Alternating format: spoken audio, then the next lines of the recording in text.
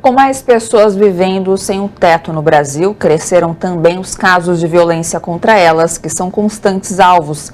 Uma audiência pública aberta pelo Supremo Tribunal Federal faz órgãos públicos, sociedade civil, Ministério Público e a Advocacia Geral da União a discutirem as condições desumanas de vida das pessoas em situação de rua por aqui e propor ações que resolvem ou minimizem o problema. Confira na reportagem de João Miyagi. Imagine 3 estádios do Maracanã lotados. No Brasil, seria esse o espaço necessário para comportar as 221 mil pessoas que estão em situação de rua. Não bastasse o descaso, diariamente os direitos humanos delas são desrespeitados.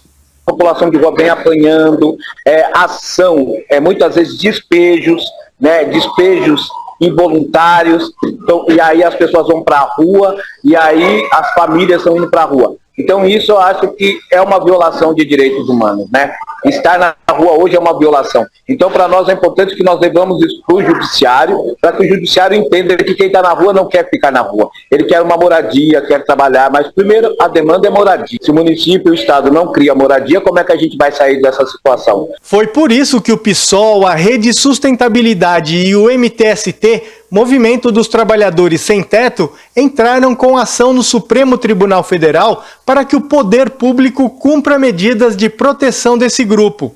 Como parte do julgamento, o ministro Alexandre de Moraes realizou audiência pública para entender a situação antes de tomar decisões. Vamos dar sequência à nossa audiência pública, assim como fizemos ontem. Cada expositor terá direito a 5 minutos. A gente espera que, é claro que o ministro já nos colocou, né, que muitas coisas ele não vai poder resolver, mas coisas que não envolvem orçamento diretamente, ele pode fazer atribuições, né, provocar municípios, estados, e a questão orçamentária também é uma discussão. As leis, né, que não estão sendo cumpridas, que aí o Supremo pode nos ajudar. Cerca de 30% dessa população estão na rua por causa da pandemia, da recessão econômica e do desemprego. Para os ativistas, é importante que o poder público haja rapidamente, porque quanto mais tempo na rua, fica mais difícil de sair. Quando você tira essas famílias garantindo moradia, essas famílias não têm o vício da rua.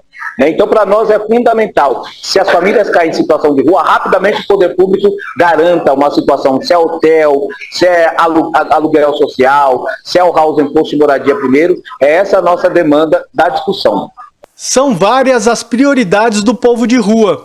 Pesquisadores e ativistas defendem que, entre elas, e como medida fundamental, está a criação de moradias. Uma senhora, a Maria Aparecida, disse: moradia para mim é proteção ao corpo, proteção à vida. Imagina tudo que eu passei como uma mulher nos 22 anos que estive em situação de rua. Programa de moradia. Isso é fundamental, e a pandemia nos mostrou exatamente isso, né? Famílias inteiras hoje estão nas ruas por conta dessa condição, né? E aqui eu estou falando de moradia, e não de acesso ao crédito para moradia, né? Além também de a gente pensar, isso não foi muito aventado na audiência pública, né? Mas uma política efetiva da questão da drogadição e de outros usos de drogas, né? Ou mesmo o álcool, né? Às vezes o álcool é um dos principais motivos dos conflitos familiares e faz com que muitas pessoas fiquem nas ruas, né? E às vezes o álcool também vem depois que a pessoa está em situação de rua, mas uma política que não seja só tocada no âmbito de segurança pública. A eleição de Lula trouxe alívio para quem lida com direitos humanos e a população em situação de rua. A esperança é que o novo governo possa ter um olhar cuidadoso para o problema, o que faltou na gestão atual. Ele se mostrou comprometido, né? Mesmo depois que ele deixou o governo, o presidente sempre esteve próximo aos movimentos sociais, sempre aberto às propostas do movimento social, sempre muito respeitoso, considerando o protagonismo dessas pessoas, ouvindo as pessoas com trajetória de rua no desenho dessas políticas. Então, a gente está ansioso para reconstruir, né?